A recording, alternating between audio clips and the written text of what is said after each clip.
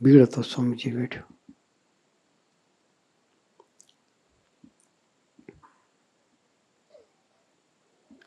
અને સ્વામીજીનો travelling time ખબર? રાતે 11 વાગ્યા પછી 12 વાગ્યા પછી નીકળવાનું મંદિરેથી, હરિધામથી. સવાર પડે એટલે રાજકોટ આવવાનું. એ વખતે સિક્સલેન્ડ રોડ નહોતા.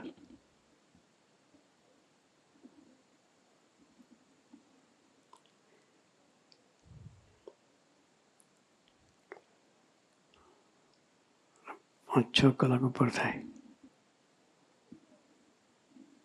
ઓવરનાઇટ ડ્રાઇવિંગ કરે. સવાર આવે એટલે સ્વામી તો સવાર થઈ ગઈ હોય. લાવીને તો કામે લાગવાનું. નહીં ધોઈને આરામ નહીં. અહીંથી નીકળે ત્યાર પર રાતના 12 વાગ્યા પછી નીકળે.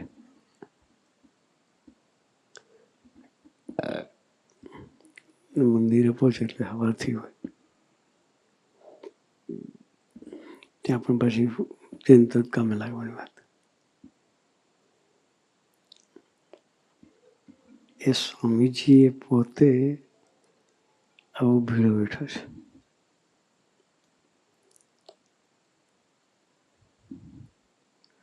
દીવો ત્યાં દાંતણ નહીં, દાંતણ ત્યાં દીવો નહીં.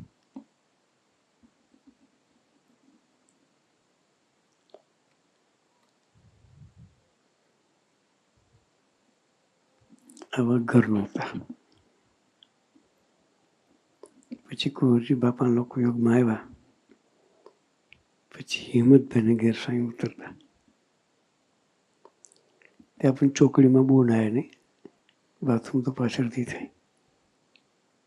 ચોકડીમાં નાતા સાંઈ. ઓપન સંડાસ ખરો પણ નાવાનું ચોકડીમાં. વર્ષો સુધી સ્વામીજી રીતે વિચરણ કર્યું. કુંવરજી બાપાને આખું કડિયા સમાજ, હિંમતભાઈને, કિશોરભાઈ માવદિયા, આખું ગ્રુપ સાથે આવ્યું યોગમાં. એમાં પણ કંઈક બોર્ડિંગનું ખાતમુહૂર્ત હતું. કડિયા જ્ઞાતિની બોર્ડિંગ ખાતમુહૂર્ત હતું. એમાં સ્વામીજીને આમંત્રણ આપવા માટે આવેલા.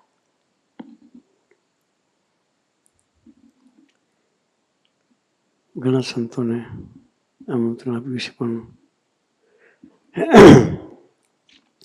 કે આપણે સ્વામીજીને બોલાવીએ. સ્વામીજીને આમંત્રણ આપવા માટે સોખડાય. દશેરાનો દિવસ કે સ્વામી દશેરાના દિવસે ખાતમુહૂર્ત કરું છું તમે બધા, કારણ કે દશેરા ના આવો કે દશેરા મારો સંતોનો દિવસ કહેવાય. એ સ્વામીજીનું દીક્ષા દિન. તે દિવસે સ્વામીજીએ પાછળ દીક્ષા લીધેલી. એટલે સ્વામીજીએ કે મારે દશેરા તો સંતો સાથે રહેવાનું, હું ના આવું. કે સ્વામી તમે કેટલા કે ફ્રી થાવ? કારણ કે બપોર સુધી તો હું સંતો સાથે રહું. સવારે સ્વામીજી જાતે પીરસે, જમાડે, આનંદ કરાવે, સભા કરે, ગોષ્ઠી કરે, બધું ચાલે.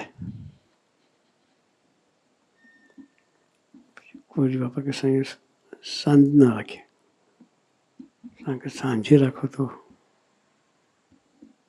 આવું. હવે સાંજે 5 વાગ્યાનું રાખ્યું તો ત્યાંથી કેટલાક નીકળવું પડે સોખડાથી. હરિધામ નહોતું. હરિધામ નહોતું. 5 થી 6 કલાક થાય મિનિમમ. એટલે સ્વામી ટાઈમ તો આપ્યો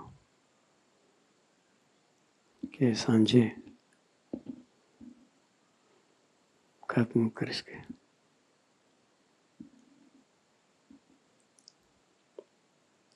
અને બધાને આમંત્રણ આપી દીધેલું.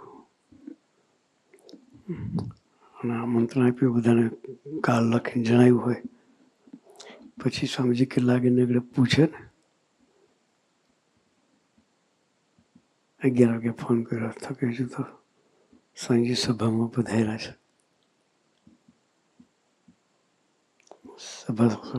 સભા થશે પછી બધા જમશે. કે 12 વાગે ફોન કર્યો તો કે સ્વામીજીનું પ્રવચન ચાલે છે.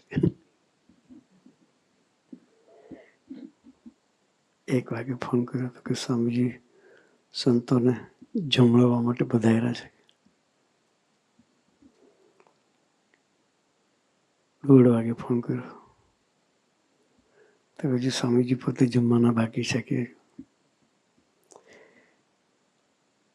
2 વાગ્યા પછી બધું પરવાયું તો કે હવે બસ સ્વામીજી નીકળવાની તૈયારી કરે છે. કે પેલા બધા વિચાર કરે કે હવે સ્વામીજી પહોંચી શકે નહીં.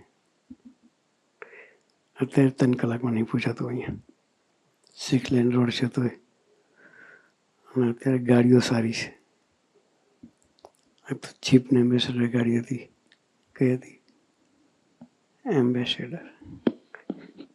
કેટલી સ્પીડે જાય? 80-90 હો જાય તો આમ કરવા માંડે. રસ્તા જ નહોતા, 100 કિલોમીટર જાય એવા. સ્વામીજી 2 વાગ્યા પછી નીકળ્યા.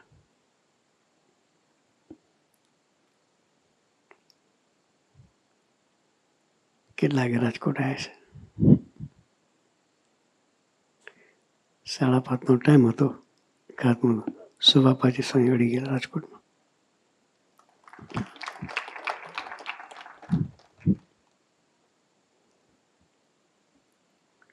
પાછી એ રોડ સામે આવ્યો કે ગાડીને ઉડાડી 300 કિલોમીટર 3 કલાકમાં ન હોય. 300 કિલોમીટર થાય અહીંથી બરોડા. ભાઈ હરિધામનો બી રસ્તો પાછો એવો જ હતો અમારો.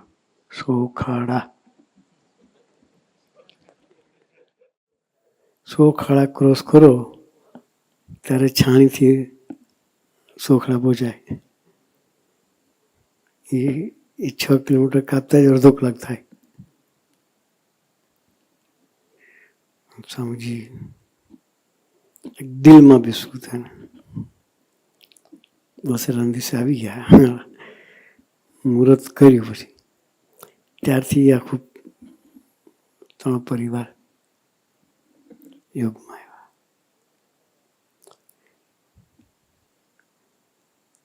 એટલે શૂન્યમાંથી સ્વામીજી સર્જન કર્યું. આ બધું છે એમના દાખલાનું ફળ છે. અવિરત વિચરણ કર્યું સ્વામીજીએ. દરેકના દિલ હાંચ્યા છે. શું કર્યું? અત્યારે તમારે કોઈને હાંચવા પડતા નથી.